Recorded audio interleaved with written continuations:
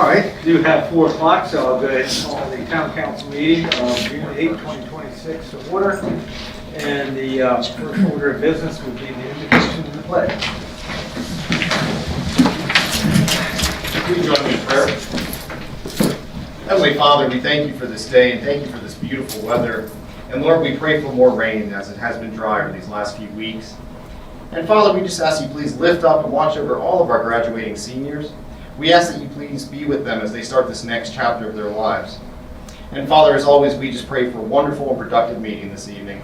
And all these things we pray in Jesus' name. Amen. Amen. And Barry, you want to leave us the pledge? I pledge allegiance to the flag of the United States of America and to the republic for which it stands, one nation, under God, indivisible, with liberty and justice for all. And since we've got a few people with us for the proclamation today, Heather, you want to go ahead and do that for us? They are. Sure, they can. Yeah. Council want to come up? Members want to come up? Be part of it.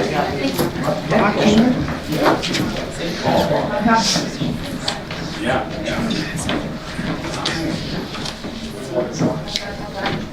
We're going to be right here. Yeah, someone hit. Everyone. Yes. Okay, I'll be on my side. Where am I? I'm going to go over here for now. Everybody. Alan.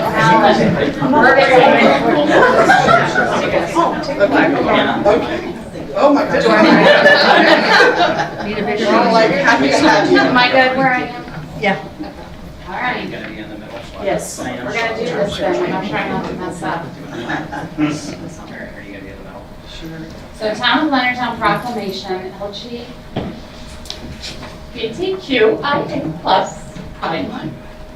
Whereas the Town of Leonardtown recognizes that lesbian, gay, bisexual, transgender, queer, intersex, and asexual community members are valued parts of our community who contribute to the cultural, civic, artistic, educational, and economic vitality of the town.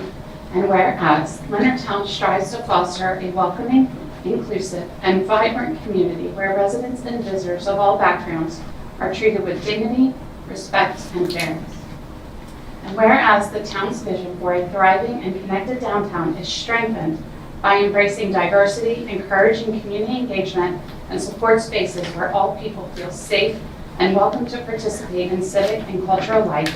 And whereas June marks the anniversary of the 1969 Stonewall Uprising in New York City, a defining moment in the movement for LGBTQIA civil rights and equality in the United States. And whereas Pride Month serves as an opportunity to celebrate the history, achievements, resilience, and contributions of LGBTQIA+ individuals while reaffirming a commitment to inclusion and mutual respect within our community. Now therefore, we, the Commissioners of Leonardtown, do hereby proclaim June 2026 as LGBTQIA Pride Month in the town of Leonardtown and encourage all residents, businesses, and visitors to promote understanding, celebrate diversity, and continue building a community where everyone is welcome and valued.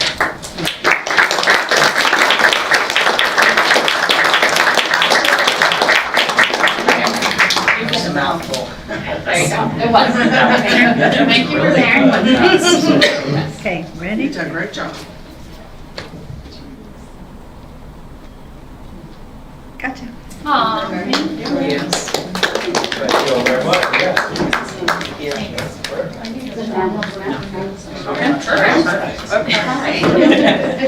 Can I leave some of our flyers? Can I leave some flyers?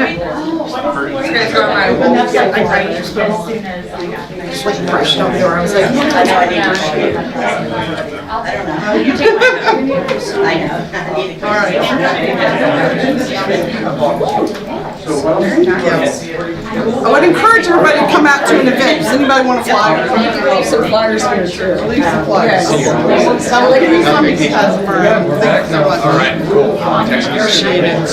I got something for you. They're coming back. Miss anything? Oh, I'll be there for that.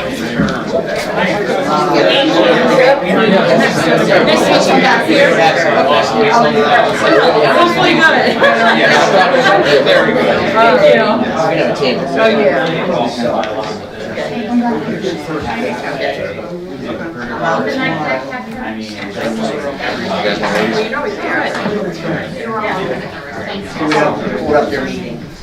Yeah. Good, how are you? What's up? Your speech last week was so nice. All right, well, thank you all very much. Very nice little get together there, presentation. So let's go on to the approval of minutes. Once you've received a copy and a corrected copy, that's not the corrected one. They corrected one. On the, Yes. Okay, got You have been corrected. I wasn't here. Sorry, Chris. Might have been after my meeting. All right, well, I move to approve the May 11, 2026 minutes as presented. I'll second. Further discussion, corrections?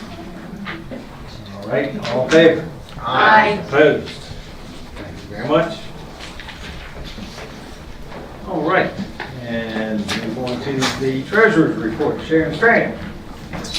Good afternoon. So we have 1 month left of our fiscal year end. Everything's looking pretty much on target. We have, the most volatile part is income tax, and we're 183 off for the year, but we still have 2 more payments that we will collect. So I think we're going to be in a really good spot on that this year. Other than that, I think everything else is pretty good on the financials. So I will be starting the audit August some frame. So we've already done some preliminary work for the audit already. They'll look through everything through our transactions, and then when they come back, they only have a couple months to look at. Any questions on the financial statements in May? Okay. Nope, okay. The next item that I have on the agenda is we received a solar panel grant. And so this money is, we brought it at the last meeting up to the council and the mayor. And so this is just accepting and making a budget amendment for the grant, even though a lot of it will be, we'll be forward funding it and then getting reimbursed back for it. So, but we have to have the money on the books in order to, the budget on the books in order to expend the money first before we get reimbursed. So, under the comment section or the content section of my memo, I'll just go ahead and read that. During the May 11th, 2026 council meeting, the mayor and the council approved the mayor to sign the Maryland Energy Grant Agreement for $650,000 and apply for the federal direct pay incentive of $293,588 and to apply for the solar renewable energy certificates of $35,039 for the installation of solar panels on town sites by Energy Select. The grant agreement has been signed by the mayor and forwarded to the Maryland Energy Administration, and the town has received a grant award notification for the $650,000. Once the project is completed, the town will apply for the federal direct pay incentive and for the solar renewable energy certificates. Okay.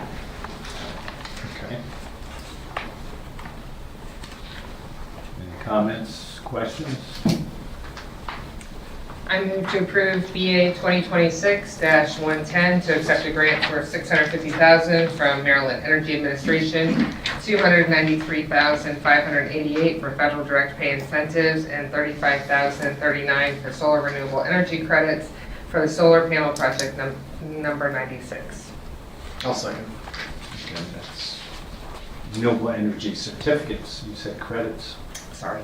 So just wanted to correct that. Okay. Motion and second, further discussion. Okay, hearing none, all in favor? Aye. Opposed? Thank you very much. The next item that I have on the agenda is for the wastewater expansion, wastewater treatment plant expansion project that has been going on for several years now. During the wastewater treatment expansion project, our vendor AD&H Excavating Inc. was hired to remove the sludge from the lagoon. The actual cost exceeded the vendor's original estimate by $155,131.50 due to the project delays and additional pump outs required from July 2025 to October 2025 in order to repair the lagoon. Any comments or questions on that? We do have enough money available in our reserves to cover these additional fees. These are just more volume than we thought there was gonna be. Yeah, and we ended up having to haul a lot of it, as liquid. Yeah. But as a positive note, we have just about wrapped up the project. There's about one final payment left for once the checklist is finished. They're just about done. And we are right at less than 1% over what the original budget was with all the change orders and everything. So that's really a great ending, Yeah. even with this added expense. And the fact that it's gone on for a year and a half over the deadline. I was going to say, really, the cost is because of all the delays. Than they expected, additional. Gotcha. Any other comments, questions? So and just one more thing, under the recommended action, there is a typo, so sorry about that. But it should be the 155, 131 too. Yeah. We did. I don't know if you got a revised one. Yeah. Yeah. Okay. No, we don't have to revise. We revised it. Okay, Yeah. thank you so much. Yeah. Okay, just wanted to make sure. They stretched it. Okay, perfect. Make a motion, I move to approve BA 2026-111 to increase the wastewater treatment plant expansion project by $155, $131.50. I'll second. Okay, motion and second, further discussion. Okay, hearing none, all in favor? Aye. Opposed? Thank you very much. Any other questions, please? Thank you. Thank you, Okay, Sharon. thank you. And we'll move on to Mike Bailey, Planning Department.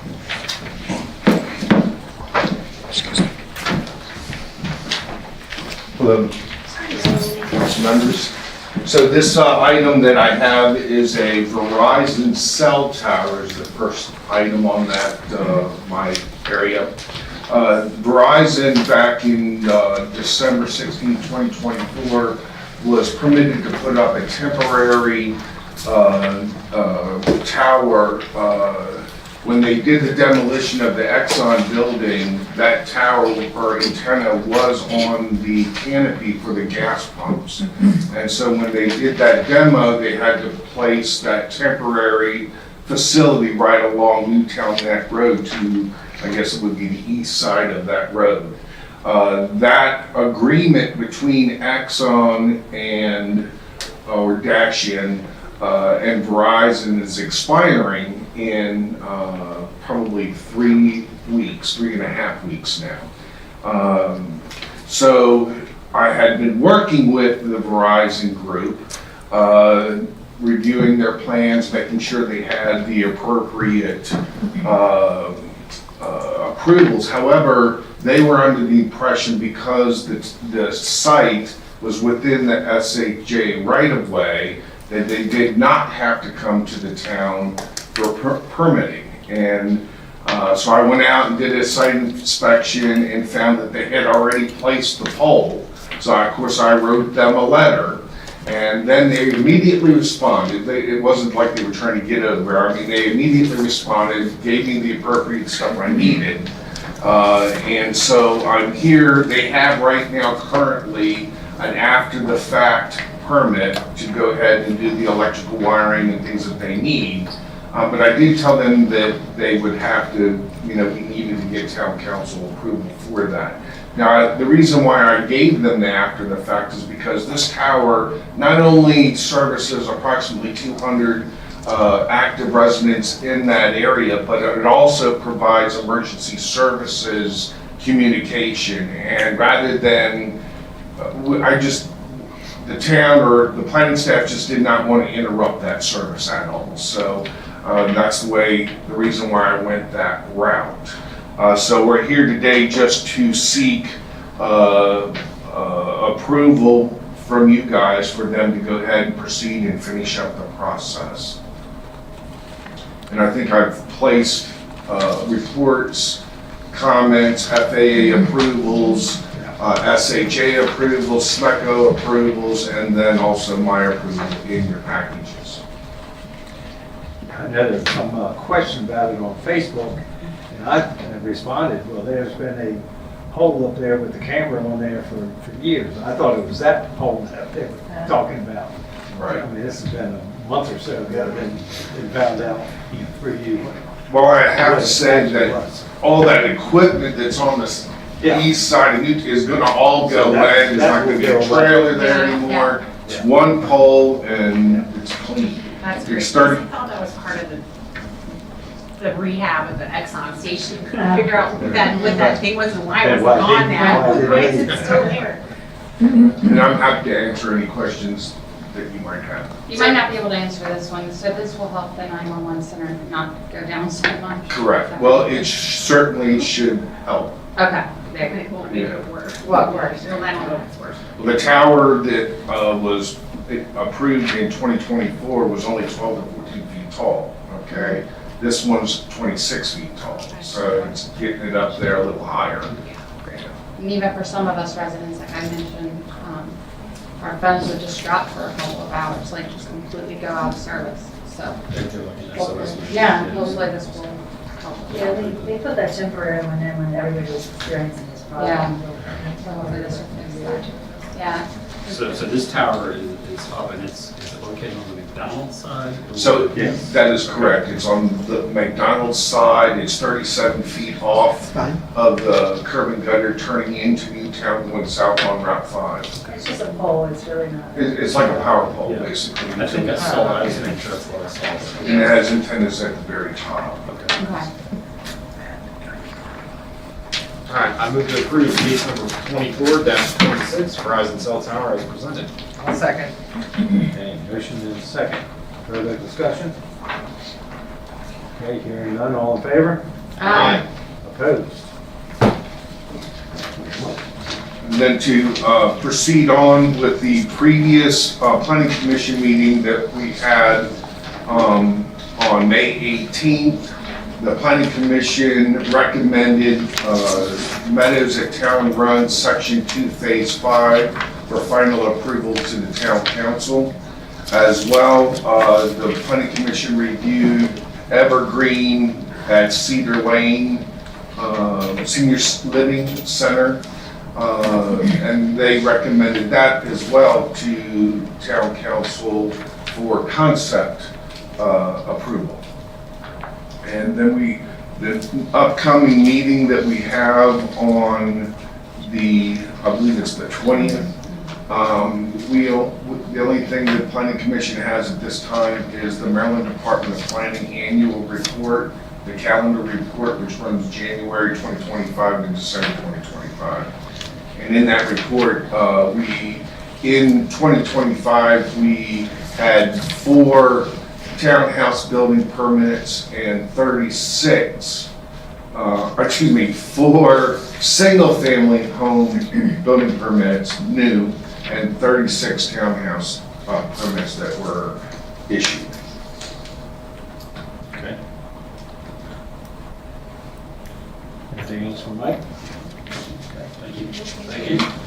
We do have a number of public hearings, one at 4:15, which is 4:20 now. Sharon, you want to move on to that? Yeah, so today's public hearing is for ordinance 233, the comprehensive zoning map amendment and Jeanine zoning.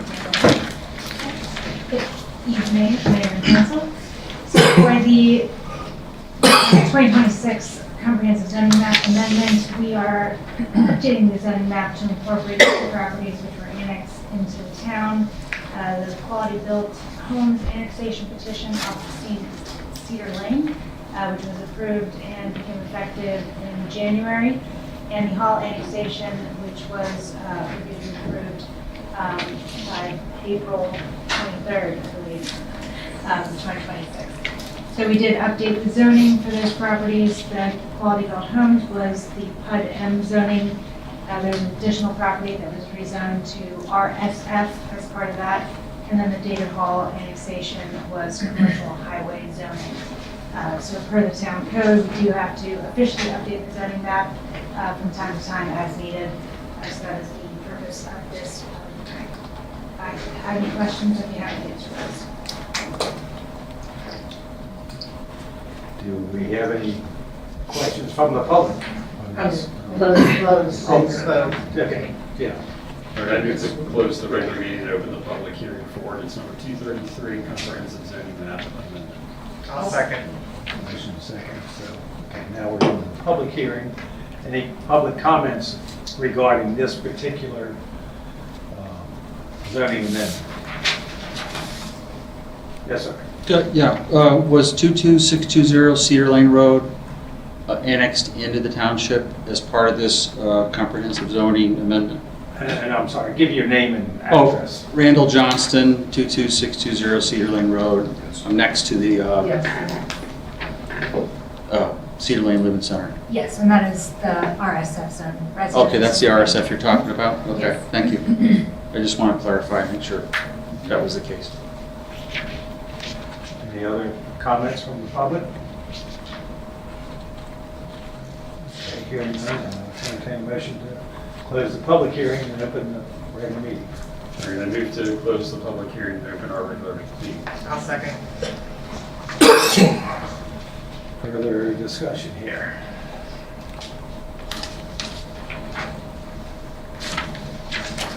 Okay. So this is just an introduction. No, we introduced it last. Oh, meeting. okay, I'm going by what we've got here. Okay, so we need to vote today. Any comments, questions before we go to the... And these are coming in as PUD and commercial highway for the small property and then the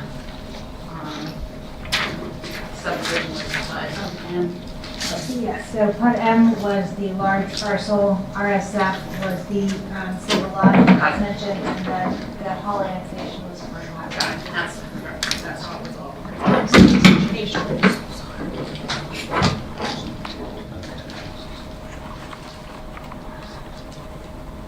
Did we receive any? No written comments.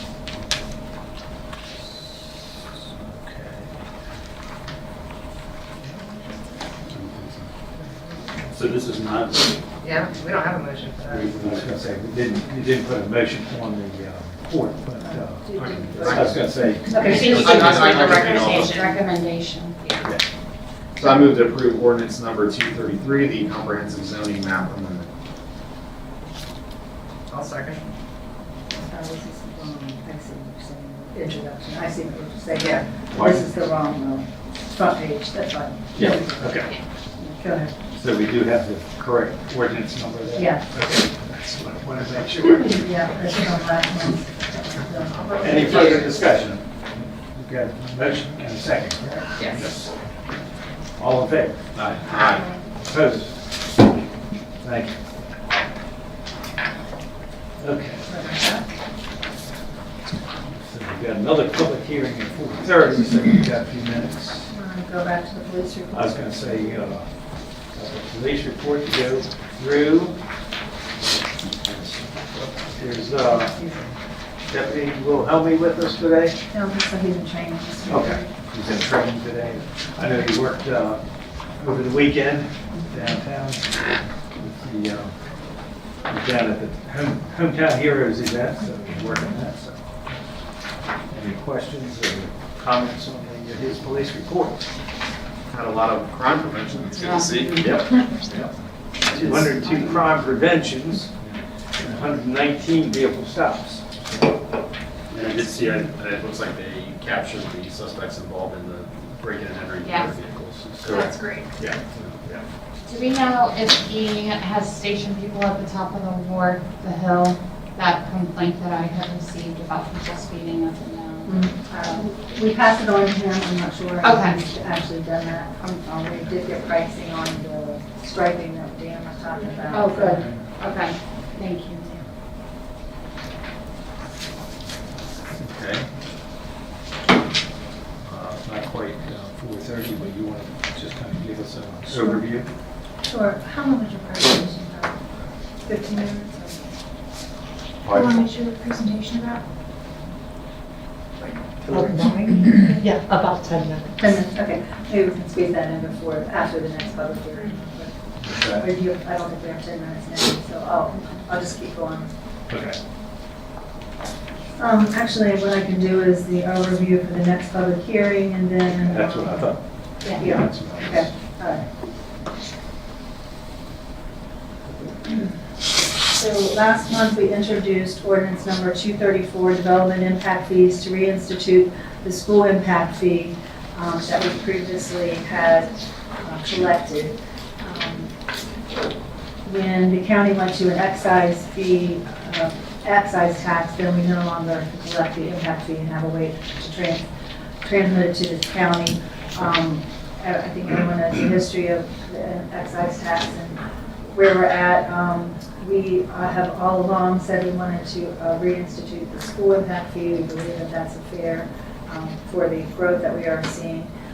So what we did is I met with the Board of Ed. We talked about going forward and working toward getting an avenue to either resolve it with the county or to go to this Board of Ed directly and pay them directly. So this money, if it's approved, will go into a separate fund, just like our water impact fee and our sewer impact fee, that can only go for growth-related expenses for the school board, and we kept track of separately. The way that we came up with the fee, previously, when we stopped collecting the fee in 2023, it was a tiered fee. There were 3 different tiers. And it really took a lot of time. It was very onerous to come up with the actual, had to do a lot of calculations for the actual living space and how we collected the fee. Prior to that, it was a one flat fee. So we looked back at the history and felt that we should go back to one flat fee. And then we also escalated it for the last 3 years, 3% a year that we had not been collecting it, to raise that amount. And then we looked at what the county charges for, they have a single family charge and then a multifamily charge, and we looked at what kind of the difference of those would be, and it was really pretty spot on to what we had come up with. So the recommended fee is $2,135 for any townhome, home, any size. And then at this time, it will be revisited every budget cycle, and you know, if we feel that that needs to be looked at, we will do that. And for the time being, it will be collected starting July 1st if this passes, and that will be when the ordinance will go into effect. And we also put a stipulation in that residentials that restrict by recorded covenant residents that the residents are over 55 and older, the funds will be, the fee would not be applied. So for like Cedar Lane and Mercy Center, that sort of thing. Or an over 55 community who wouldn't be Other seniors. contributing. Yeah. That's pretty much where we stand on that. We're 29, so. Okay. What was the fee, what were the tiers? Do you remember what we charged originally? I don't know, I'll open that up again. What is it? I was just curious. The highest one might be like 2,000. Yes, Right. it was, I want to say 8, I'm going to be guessing, so I'd rather not do that, but it was based on the square footage, and it's been a little while I think since. it was around almost 2,000 for the kind of mid-term, mid-level. Yes. 2,400, I think was, 2,400, I think The was the middle. maximum. Yeah. All right, I do have 4:30, so I'd entertain a motion to close the regular meeting. Be open under public hearing. Second. All in favor? Aye. Okay, thank you. All right, any other comments, Michelle? No, we received none of them. No comments. Blood advertised. Okay, any public comment here today?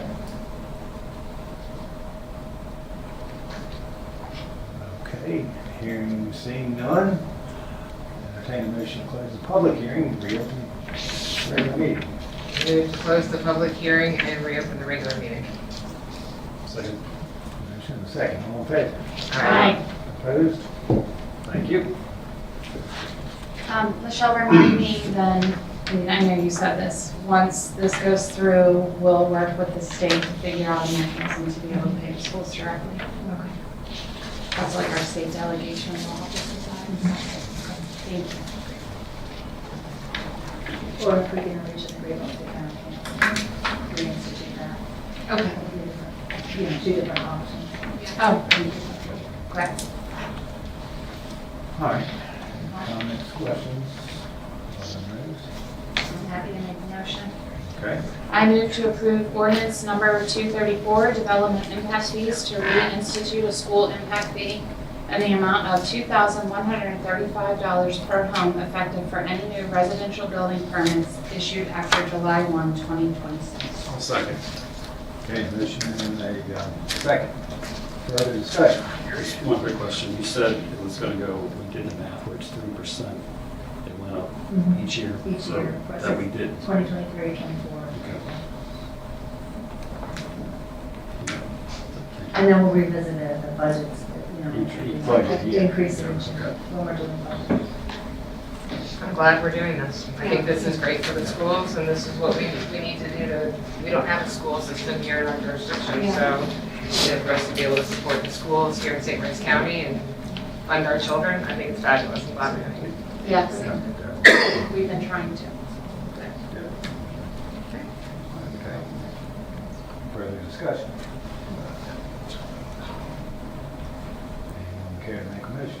No, I did, yeah. Oh, no, that's right. Yeah. Public comments. Yes. Too many public hearings. Okay. It's too much. All in favor? Aye. Opposed? Thank you. Two more. Okay, you ready? We have with us today, what did you want to cover? Yeah, so we met with the county. They are a part of the MPO, Boundary Metropolitan Planning Organization, that covers St. Mary's County and Calvert County. And they approached the town to see if we were interested in becoming a part of the MPO. And we do have representatives from the county here, Courtney, to give a presentation and tell you a little bit more about what it is and how it would impact the town. That's I will turn it over to Courtney. Thank you for the introduction. I'm Courtney Jenkins, one of the deputy directors with St. Mary's County Department of Land Use and Growth Management. Thank you for having me this afternoon, Council and Mayor. So I'm going to talk to you today about the Calvert St. Mary's Metropolitan Planning Organization. It's often referred to as a MPO. An MPO is a federally mandated and funded transportation policy making organization, which is required when an urbanized area exceeds a population of 50,000. And it's comprised of representatives from local and state governmental agencies to ensure that federal transportation funding is planned regionally with the 3C planning process, which is continuous, comprehensive, and cooperative. So the Calvert St. Mary's MPO was established after the 2010 census report that the population in Lexington Park, California, Solomons, and Lusby reached 58,000. It was legally designated in 2013, and the necessary agreements were fully executed in 2014, and the map here on the left depicts the current MPO planning area.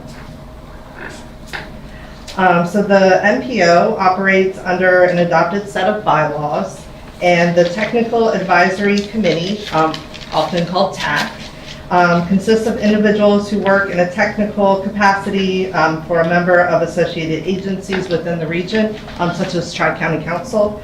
And then the committee provides recommendations to the council, and they meet as needed, typically quarterly. And the council consists of a representative from MDOT, and then a Calvert County Commissioner and a St. Mary's County Commissioner. Calvert County staff acts as the fiscal agent, and St. Mary's County serves as the administrative agent for the MPO. So the 2020 census identified newly urbanized areas in the northern portion of Calvert County that now meet the minimum for MPO inclusion. The MPO currently encompasses approximately 13.5 square miles in Calvert County, which represents less than 1/3 of the county's jurisdictional boundaries. And so after 10 years of collaborative regional planning, Calvert County has stated that the geographic boundary no longer reflects their current needs and realities. And so they started to explore doing an MPO boundary expansion. So Calvert County staff has been working with the Maryland Department of Transportation, and then the Technical Advisory Committee established an official working group in September 2025 to confirm requirements to explore boundary expansion, and the working group has met several times since then. So the tasks for the working group include developing a perspective, establishing the legal requirements, researching additional potential effects, and evaluating necessary amendments. So this table it illustrates the potential increased funding that could be allocated with the annual UPWP. So each fiscal year, the MPO establishes a unified planning work program, which projects how the federal dollars, which are allocated from MDOT, will be utilized. And so the amount of dollars allocated is typically based on the population of those urbanized areas. So this table shows, first of all, the top change that's highlighted in purple there. It shows what changing the boundary could potentially do to increase the amount of funding received if the Chesapeake Beach urbanized area was included, which includes Chesapeake Beach and North Beach, their municipalities. And then the second change line shows the increase that could happen if we were to also include the town of Leonardtown. So this is a screenshot of, and this is from our current draft as I'm working on the draft for fiscal year 2027 for the UPWP. So numbers 4 and 5 are studies that are currently underway. One is a Calvert study and one is a St. Mary's study. And then number 7 for the St. Mary's multimodal connectivity study is projected to be put out to bid this month. And then some studies are conducted for each respective county, but some are also done collaboratively. For example, the ferry study implementation plan will be a joint effort with Calvert and St. Mary's. So the UPWP is developed by staff in collaboration with the TAC, and then approved each fiscal year by the council. So if the town of Leonardtown was included in the MPO boundary, the town could propose some potential needed transportation studies and discuss them at the TAC meetings and seek support for those in the inclusion of the next UPWP, which would be fiscal year 2028. And just to kind of wrap things up, so just some benefits to local governments, utilizing federal transportation planning dollars through an MPO can provide a multitude of benefits for local governments, such as access to funds without bearing the full costs, financial responsibility for them, and it can be a critical first step to securing funding for transportation projects. Other benefits include opportunities to improve safety for residents, build regional partnerships, and increased community engagement. So we are seeking support from the town of Leonardtown to include the jurisdiction into the MPO boundary expansion. The working group's findings will be presented to the TAC and then the MPO council subsequently, followed by formal agreements, finalizing governing documents, and updating any MPO planning documents to reflect any changes. So this concludes my presentation, and I thank you for your time and attention. Deputy and County Administrator Dave Greenling is hiding to be here. But I know he's talked to me several times about this, so I guess you're here. Do you have anything you want to say? No, it's just an opportunity to collaborate with the town to provide opportunities for planning. There's no construction dollars associated with MPO projects, but once you have a plan or a project kind of drafted out, you stand a better chance of getting funding for those plans. It's just an opportunity for us to collaborate and bring that kind of weirdly divined draft forward so that projects in the past where I think would have been beneficial, your sidewalks project along 245, which the town's worked very diligently on. That's something that could have been brought through the MPO. So I think that there's great upside for the town and very little work other than finalizing some agreements and lending your voice to the greater St. Mary's County. Thank you. Any questions? Yeah, so would we be able to put in, we have our roundabout ideas coming into both sides of Leonardtown? Could that be a potential study that they would do to help? Yeah. Okay. Sure. Good to know. Thank you. So right now it's St. Mary's, Calvert, and the two municipalities in Calvert. Right now it is just the Solomons area, Lusby area, into California, Lexington Park, and down to St. Mary's County. The northern part of Calvert has grown large enough that separately, since that part of the MPO doesn't touch them, they're actually concerned about being absorbed into the PG County and Arundel County MPO, which would double their workload, and they'd have less of a voice in that. So Calvert's request is to just include northern Calvert in the MPO. And so it made a lot of sense to bring the MPO up to Leonardtown, where you all have experienced significant growth and success. Yeah, thank you. It was a nice presentation. I will say I initially was a little skeptical about joining this, but after hearing everything that you've said, I actually think this might be a huge benefit for the Leonardtown area. So I certainly be in favor of moving forward, having more discussions. Yeah, I think at this point what we're looking for consensus from the council that there's interest in moving forward, and then we would bring forward final or draft documents for consideration at some point in time in the future.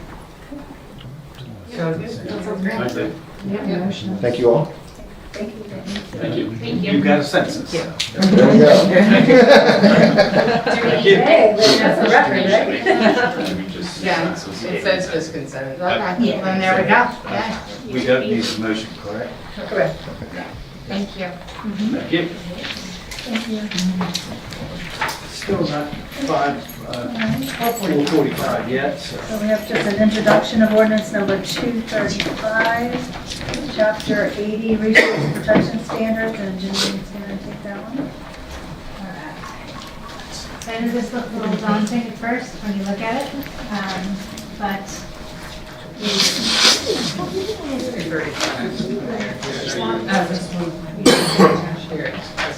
We're just going below the public hearing. I think you're all just getting there. So according to recent state regulations, in accordance with House Bill 1511, the municipalities and counties throughout Maryland are required to update their forest conservation regulations to add in some certain regulations. As we were kind of internally talking with staff, I thought it might be a good idea to try to combine all of the resource protection standards into one chapter. Currently we have chapter 78, which is floodplain regulations. There's the critical area chapter, there's the zoning chapter, there's the forest conservation chapter.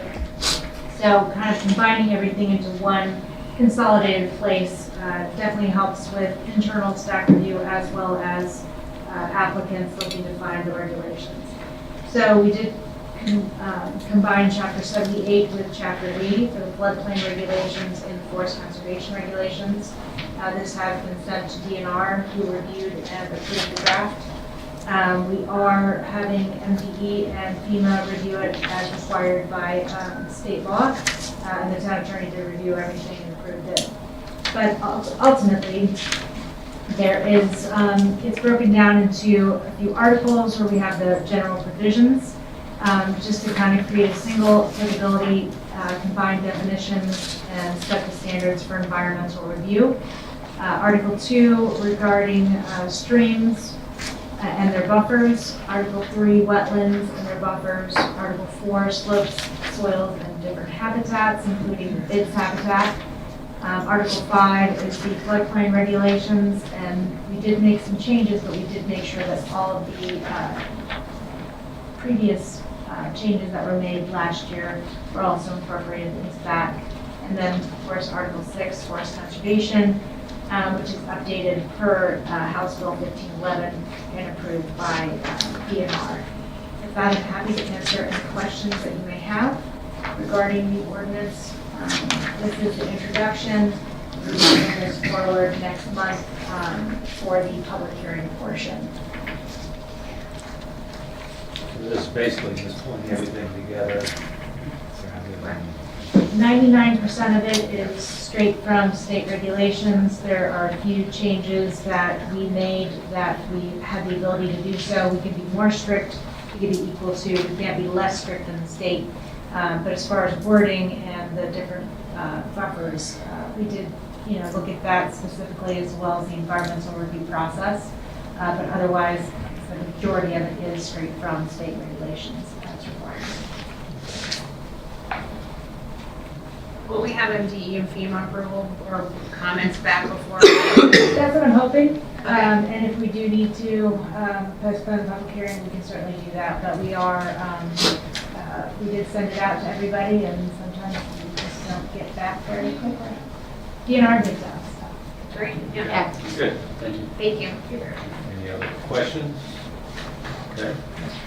We'll go ahead and move then to the public hearing. Case number 100-15E, Meadows Town Run Phase 1. Entertain a motion to close the regular hearing and open the public hearing for that. Let me do an overview first, and then, Okay. if you don't mind. Aye. Rodney Gertz called this morning. He is unable to be here, but he apologizes for that. Something unforeseen came up. But he is very excited about how Meadows 2 is going. The sales are really good, and people seem to be really happy. I drove through there this weekend, and it's really how many people are living there now. So it's really going well. They started the phase 3, the building of the community center. It's really coming along, and they're getting ready to start on the 12 single-family homes that are right at the entrance. But he said all but 10 of the townhomes on the right-hand side of the driving into the water tower are sold, and then some on the left-hand side in the rear as well. So they hope to wrap up those back phases by the end of this year, and they seem to be on target to do it. Counting 45 between houses that are occupied and sold signs, 45. So that's like 10 in the last week. Mike knows, because he's been. I just did another 5 today. So they hope to have the community center open, it says, by later this summer, and the pool next summer. So coming right along. So this was sent to the Planning Commission last month. This is just the final site plan for phase 5. And this is there was one more phase after this one, right? That's correct. Yeah, one more phase after this one, which would be the 3 apartment buildings and the kind of the center. And the Planning Commission sent a favorable recommendation to you all. So we would hold a public hearing as we do with any PUD for the final decision here for you all. And this contains 73 townhomes in this section. The last one we did was the 12 single families in that phase. So. Have there been any public comments? so No far? public comments, and we did advertise the public hearing Okay. as required.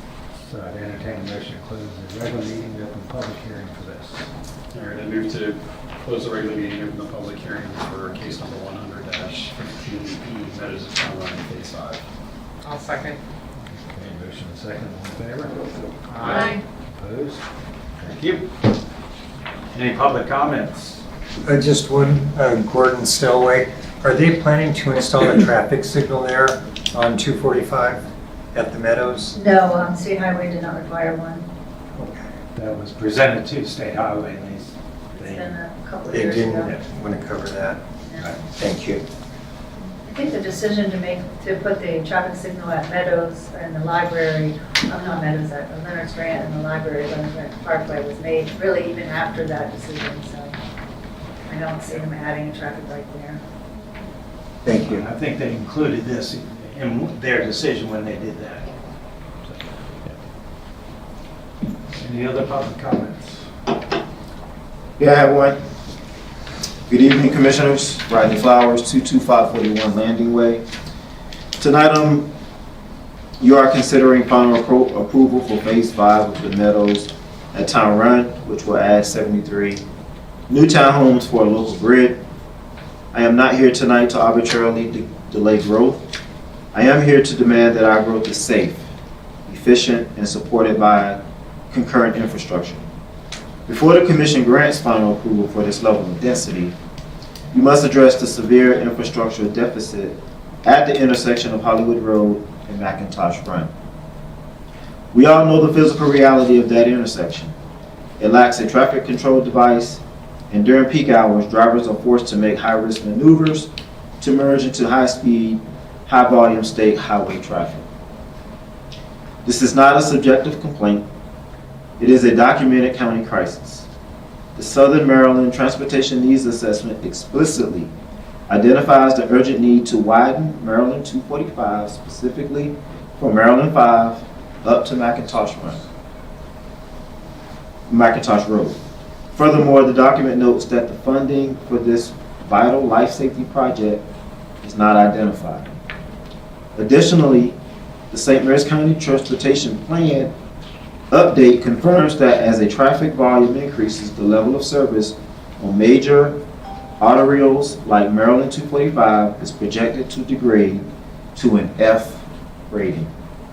The county and the State Highway Administration already know this corridor is structurally failing, yet we are sitting here prepared to authorize 73 more townhomes, which equates to roughly 150 to 200 more daily commuter vehicles directly into an intersection that the county admits it cannot afford to fix.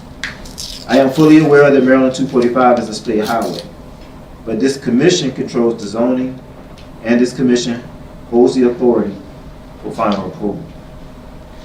Under the doctrine of adequate public facilities, the town cannot ethically or legally grant final approval for Phase 5 when the life safety infrastructure of McIntosh Road is neither funded nor constructed. I am formally asking the Commission to act strategically, withhold final approval on Phase 5 until a formalized traffic mitigation plan specifically addressing a traffic control device at McIntosh and Hollywood Road is required and funded. We must ensure the infrastructure is built before the density is approved. Thank you. Any other public comments? Okay, hearing none, entertain a motion to close the public hearing and reopen the regular meeting. I move to close the public hearing and reopen the regular meeting. Second. Motion and second, all in favor? Aye. Opposed? Thank you. So just review the process for PUD. This was, has gone through public hearings several years ago. What's the case number? 2015 to 2015. And go Budget State Highway, they built the improvements on 245 that were required on State Highway. And it's been through multiple public hearings for each phase along the way.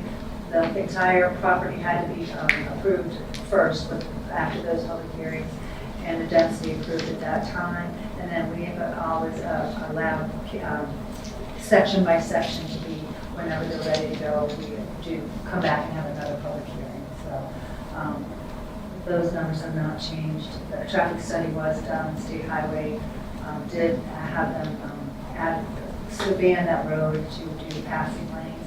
It's not at the intersection of McIntosh, it is down further north.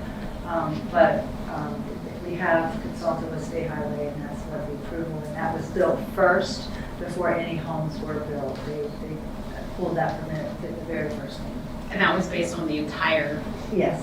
subdivision, not just each section? Yeah. Correct. But, Laschelle, do you have the picture? Can you show us which section is the new one that we're approving?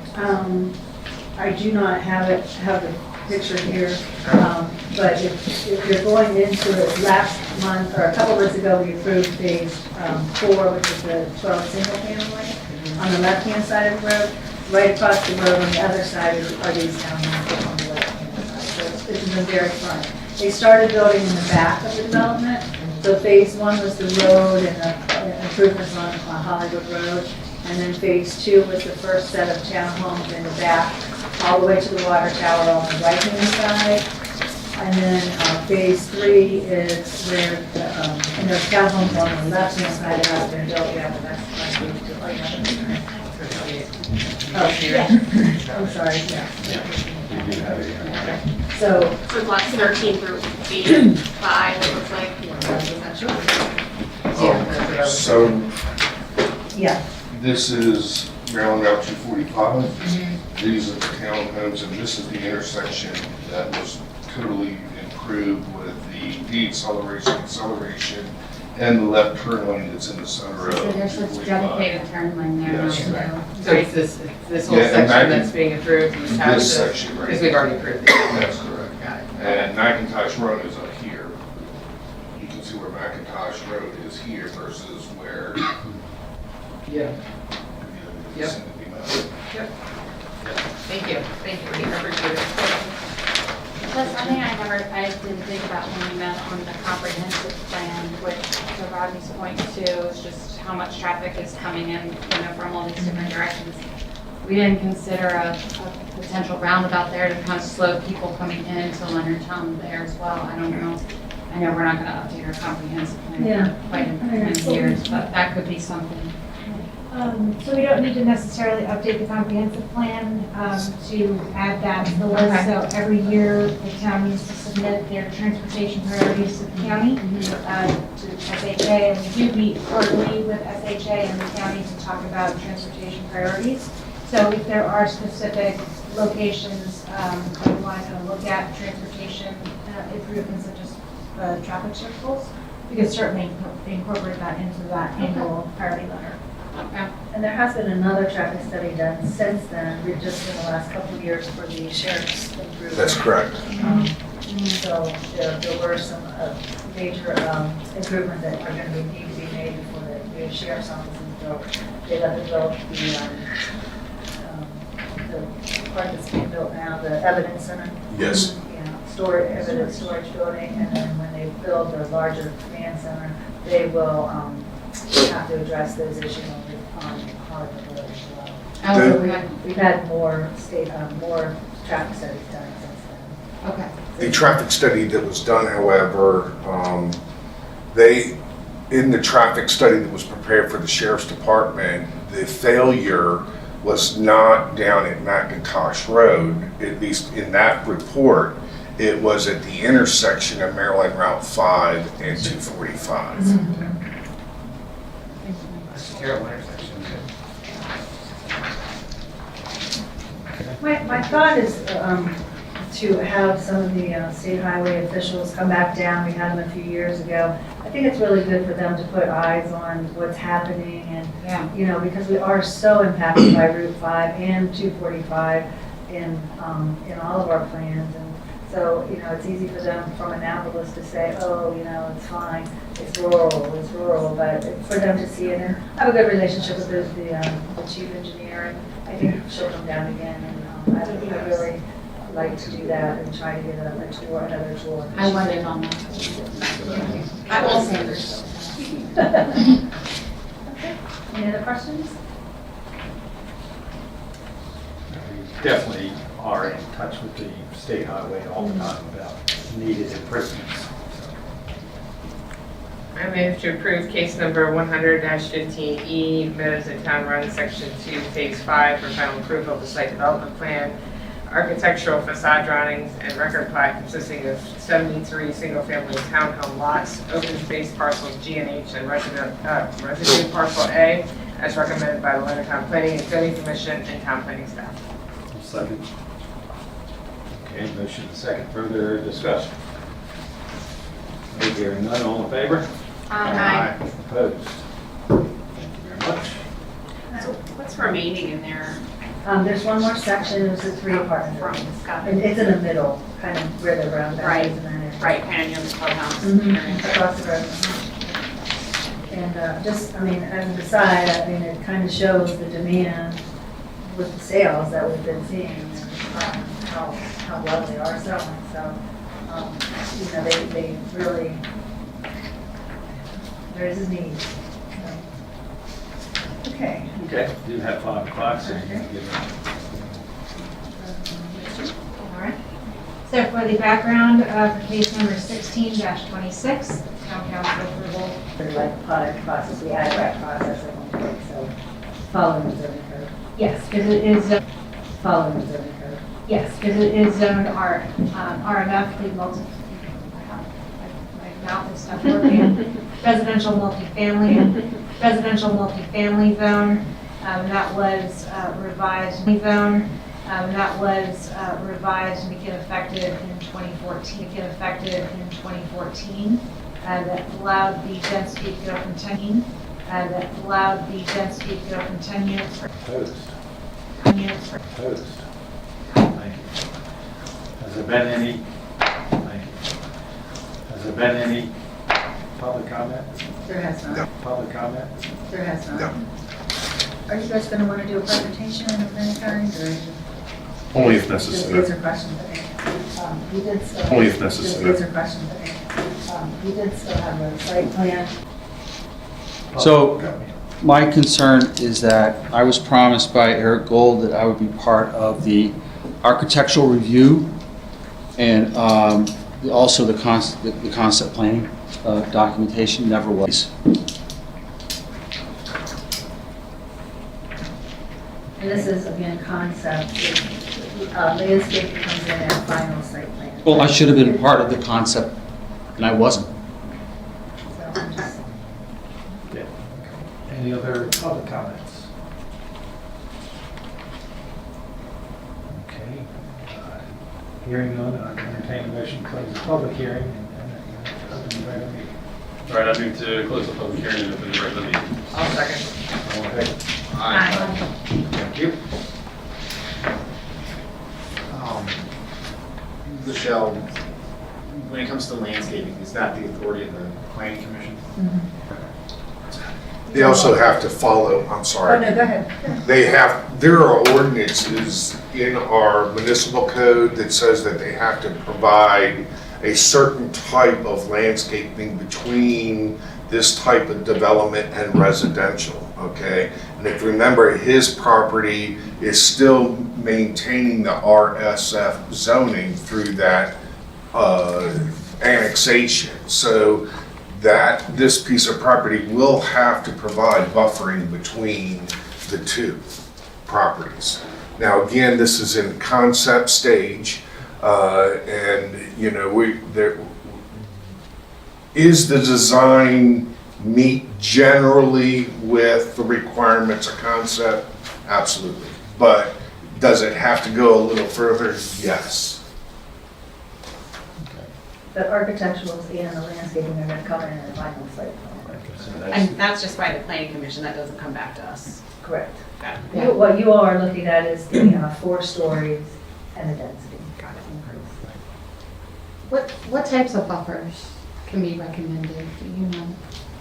Well, there's Besides examples in our just planning, planning document, in our planning commission documents that show the different types of buffers, but it's more about Well, it's, varied. yeah, heights. another word, yeah, varied heights. That he wants a bigger buffer, so.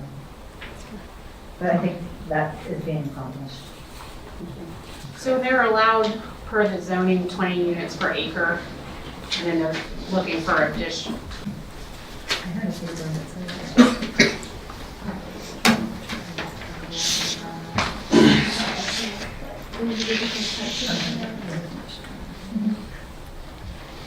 So, in other words, the senior housing there has never gone by the 12 units per acre. It's really looked at as a different, the way the ordinance is written, so that you all can approve the larger density and the height. And that's why we changed it to go through the public hearing process. But each of those buildings is nowhere close to the 10 units per acre. And it's based on needs studies, and each time they've done a needs study and what is needed in the community. And because it's not like downtown, it's not, the density is not capped like it has been in other locations. There has been no concern. No, we did not. Density. I haven't received any comments on anything other than in the previous, Mr. Johnson has said he wanted to work toward a bigger buffer. Do we have any guidelines on density, other than, that it's 10 to 12 and increasing the density? Is there any guidelines on? Well, we have other buildings that are there that are even more. Just based on what's there Yeah. now? Gotcha. And I've done a lot of comparisons on, as far as water usage and things like that. I've talked to Matt on different buildings that they have, different sites, but not on particular density. I think the engineer. Okay, wait. Yeah, I'd like to say something, if you don't mind, real quick. I think there's one bit of information for your consideration that just has not been emphasized. The crisis du jour in the planning and development community, both public and private lately, is affordable housing.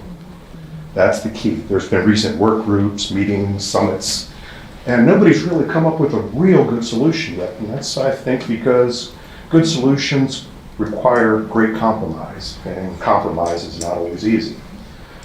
Cedar Lane has been doing affordable housing for 50 years. And the need for affordable senior living housing is the same as it was back then. And that's the reason why this plan is before you. Now, the plan is a logical extension of the existing facility. Now, some may look at this plan and deem it too intensely developed. Some may ask for it to be scaled back in some way, shape, or form. That 70 units is just too much. But I want to assure you at this time, the plan is not driven by profit, but instead is the minimum we need to obtain funding to make this project feasible. If you ask us to come back with a plan that has fewer units, we'll come back with a plan that is for senior housing and not affordable senior housing. And we've been involved, if you remember, we were going to apply for a community legacy grant to help. They worked out they were going to cut back the units, but it really was a difficult situation. But they have worked out their funding and are able to get the 70 units that were needed to make the project work. Do you guys have a wait list on people wanting to move into existing units? Yeah, Christy, thank you for taking the time. First of all, I think Wayne made a very, very good point, folks. Cedar Lane has existed well over 50 years. And about 3 or 4 years ago, we came up with the idea and the strategy to kind of respond to the overwhelming population growth that started really originally back in 2010. We operate off currently a 4-year wait list.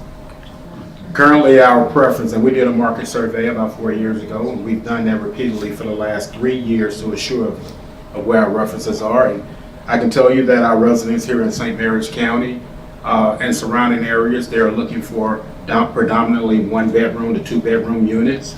They're obviously being asked to downsize while still maintaining their quality, their dignity, and independence. Cedar Lane traditionally has contributed to the growth, wealth, and social welfare of the community. Our residents enjoy activities that benefit the population.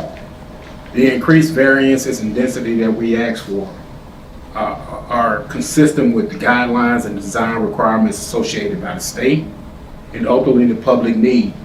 Our designs follow the strategic growth pattern of the 10-year growth plan. I personally, I hate the word affordability. Mission.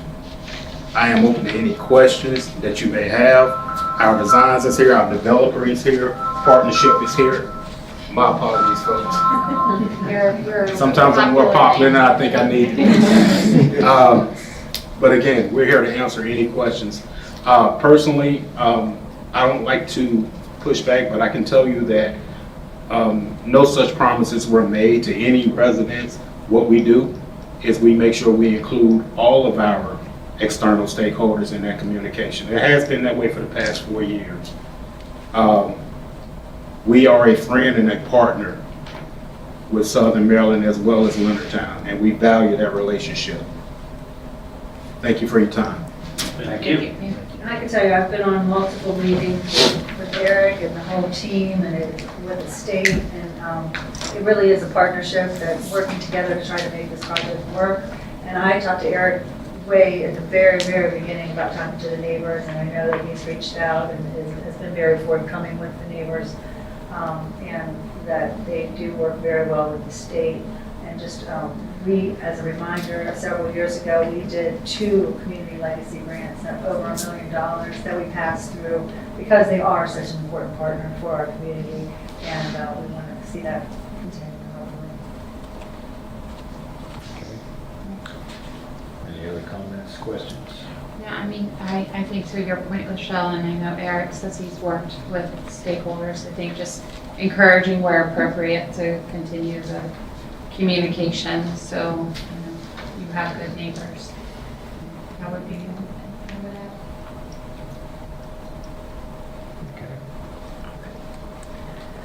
All right, I move to approve case number 16-26, Evergreen at Cedar Terrace for concept approval of the concept site development plan for a 4-story, 70-unit senior living facility with associated utility infrastructure as recommended by the Leonardtown Planning and Zoning Commission and Town Planning staff. I'll second. Okay, motion and second. Further discussion? Okay, hearing none, all in favor? Aye. Opposed? Thank you very much. Okay. Okay, let's see where we're at here. Next item is the limited warranty, extended warranty for our composite elevated tank. As you all know, we are just wrapping up the Meadows Town Run water storage tank and the new well out there. It's would have been full by now, but there's a little plumbing issue out there a couple weeks ago. And they're correcting that and hopefully be able to fill the tower very shortly.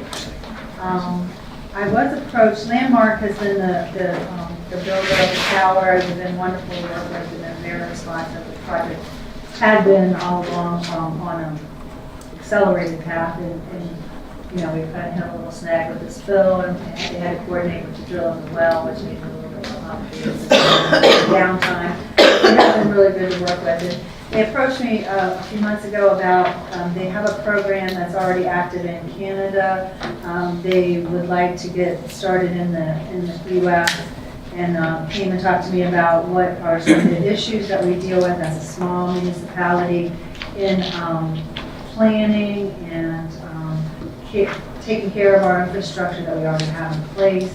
And one of the issues that we've run into, we used to hire a gentleman from MES that would come in and do our water tower inspections when they got to critical need and we would notice issues. And he no longer does the inspection, so it's not something that we can do in-house. So that was one of the issues. And then just planning for, you know, and making sure we're maintaining all of our infrastructure as we go along. We want it to last as long as possible. We know how much these things cost. So they came up with a program. Of course, we're going to have a limited warranty on the new tower, but they expand that for a 10-year extended warranty. And on page 3, they show they'll come annually and do inspections, internal and exterior. And then some certain years they do remote operated vehicle inspections on the inside, so you don't have to empty the tower. And then there's the drain and clean every so many years. So there's a schedule on page 3, or sorry, page 5, that talks about what they would do each year under this plan. And of course, if they find any major expense, it's not going to be covered under the plan, but the normal maintenance and upkeep and inspection alone is a lot to undertake each year. And so what happens is it tends to get put off and go from, you know, kick down the road a little bit, like, you know, the painting of the outside of the Tudor Hall Tower we're going to do this year. But I mean, we know that it's needed. It's not an operational issue, but most of it. But we want these to last, and we want to know what's coming. We're able to plan and budget for it a lot better. So I really think it would be helpful. And if this goes well, I would like them to look at our other 2 tanks, just to at least give us an initial updated look at those and see what we're dealing with before we paint the Tudor Tower. So the program for 10 years, it starts out at $17,872 for 1 year. It can go up by no more than 5% a year, 5% a year for cost of living. What we would ask is that the contract would have something that is tied to determine what that percentage is going to be. We have not come up with a contract yet. This is just to proceed with looking at that. So we would ask them to put something in there about that, just like any of our other contracts. But I feel like, and I've met with Sharon about it, and we feel like it would really help with the planning and really making sure that we're maintaining these really expensive infrastructure. Any questions? So really, in the long run, this could save us money. It could, absolutely. It would find a problem before it gets to be a problem. And this is very critical for our infrastructure, you know, the water that we supply. And this tower alone is going to really add a lot of backup to our system and an additional water amount that we would have access to. Right now, you know, we have 1 well that's operational. We have 2 that are backup wells if we have an emergency, but there's different protocols we have to go through if we have to do that.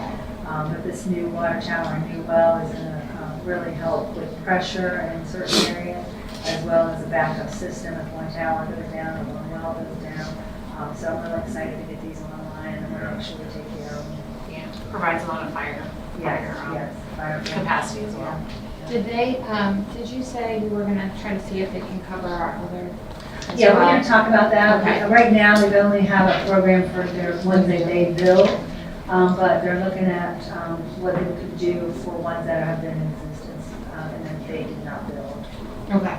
It's easier for them because they know what they've done and that they're in good shape. But it's something that they told me that they are. Okay. So, yeah, I did check with some of our people just to find out how much it would cost to clean a tank, the outside, and it can run anywhere between $7,000 and $10,000. So it's $17,000 a year. Yeah, and they're inspecting the interior and the exterior. Yeah. And, you know, doing. And that's just cleaning, that's not inspecting exactly, anything. exactly. So I think this is a hell of a deal that. And like I said, I've been very pleased. They've been working with us now a couple of years on this project and very cooperative. The whole company has been very responsive. GHD's been really pleased with them, so I feel really confident about it. Do we have to wait until we have the actual contract? No, you would just authorize us to negotiate the contract.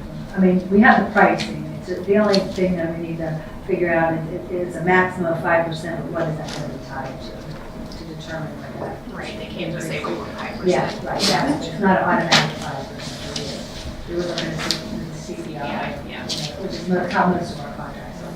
Do we need to add that in Laschelle? Yeah, because it says move to approve the 10-year extended warranty. Should we move to? When you call specifically? I mean, you can add it to the motion if you wanted to make sure that there's some measurement for the escalation up to a maximum of 5%. Well, that's what it says. Well, it's escalate a maximum of 5%, but you could just say that it's tied to some measurement. Yeah. Agreed. What's the same? Right, exactly. Yeah, that's what we didn't know. It wasn't in the motion. All in motion, yes. Yeah, that's it. Yeah, just to tie it to the CPI or some measurement. It's not just a what they want.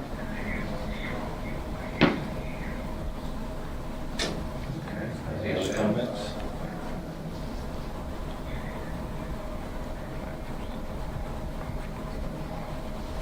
All right, well, I'll move to approve the 10-year extended warranty contract on the Meadows and Town Run water tower by landmark structure with an escalation maximum of 5% for cost of living annually. Okay, motion and second, further discussion. I think we were going to tie that to CPI. Yeah, do we need to? Tie it to a measurement. Yeah, to say that In it's. contract with Right, measurement. attached to a. Do we amend the motion? Thank you. Yes, you can just, So amended? Because I don't know what yeah, exactly. make sure it's correct. Something about CPI and things. Throw that on. Just tag that on the end. Thank you. So a motion and an amended motion and a second. Further discussion. Hearing none, all in favor? Aye. Opposed? Thank you very much. Okay, that was a lot of public hearings. Jennifer? Oh, yes. Still here? Good afternoon, Still Mayor. awake? Yes, good afternoon, Mayor and Council.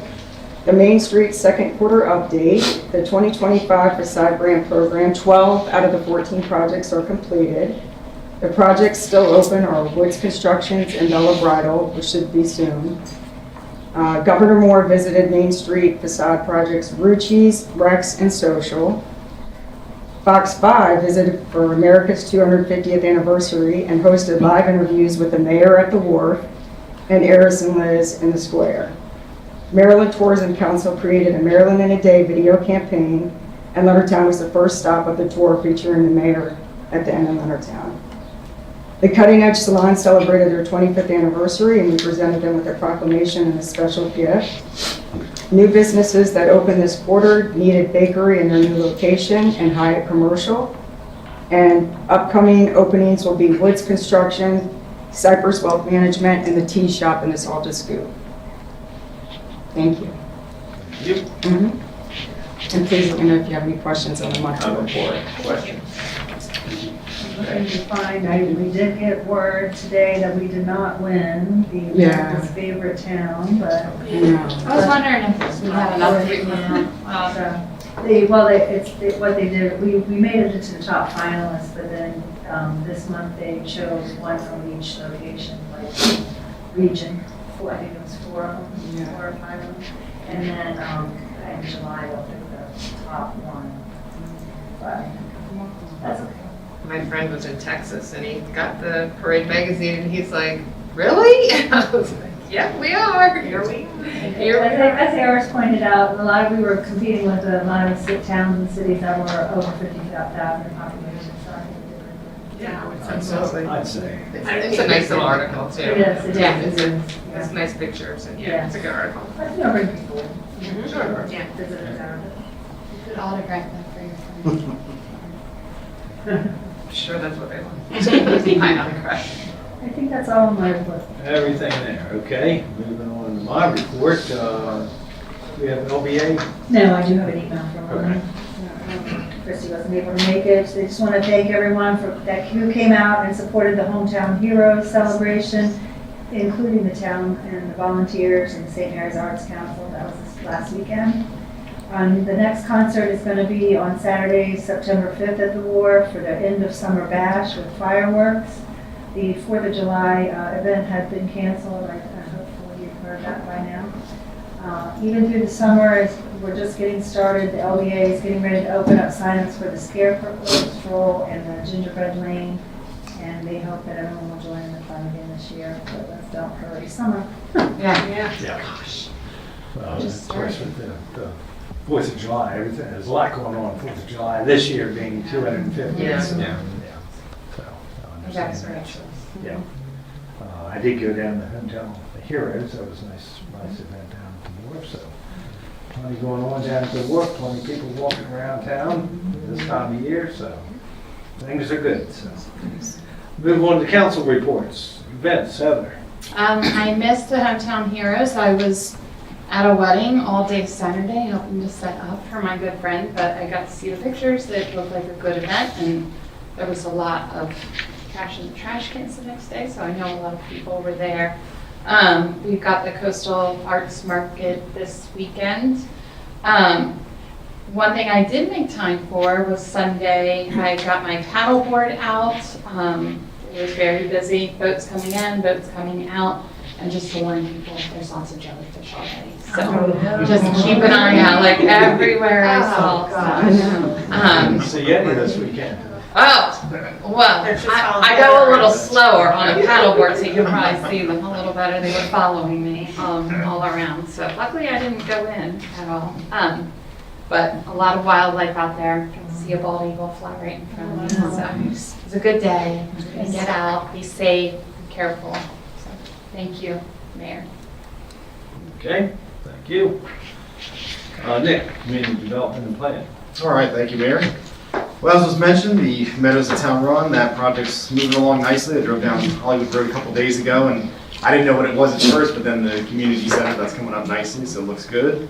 Last week, I was able to go over to the Garvey Senior Center, and want to say congratulations again to Anna Webster. All of her volunteerism, she did a great job, and they were very happy to have me, so I was thrilled to be able to attend. And then, of course, this coming Sunday, we won't be there, but Flag Day over at the Governmental Center, so don't forget. Always a great event. We'll be at MML over in Ocean City, but it's always a great time. They got free food, so you can't beat that, so make sure to head on down to the Governmental Center Sunday at 6. Sit far away. Yeah, it's hot. Yeah, it does get hot. It's Hopefully, hot. weather will be a little bit crazy. cooler than it has been. But that's everything from me. Okay, thank you. Christie, Utilities. Thank you, Mayor. Don't have a lot to report, but just want to remind everybody with the irrigation system season upon us and the drought and everything, just to be keep an eye on your system, make sure it's not turning on when it doesn't need to, or that everything is spraying in the grass versus on your driveway. Any little bit we can help our aquifers, the better. And then I also wanted to remind everyone with all the new internet access providers to call around, because there are some good pricing around. So call around and see who's a better price on what you have. It's nice to have options. Yeah. Right. Yeah. That's all I have. Thank you. Jay, Southern Maryland Municipal Association. All right, Mayor, thank you. So yes, as mentioned, the Maryland Municipal League Conference is coming up. That's going to start, kick off on Sunday in Ocean City. So I think we're all looking forward to that. A lot of good learning sessions. Also, as far as the Southern Maryland Municipal Association, it's Learntown's turn. We're taking it over.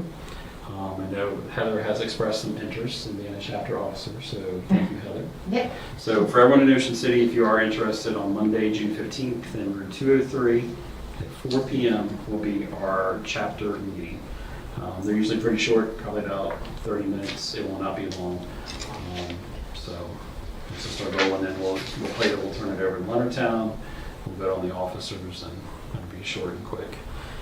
A few things since our last meeting. I think this was after our last meeting. I did attend the Hyatt Commercial and Nick Stowaway's ribbon cutting in town.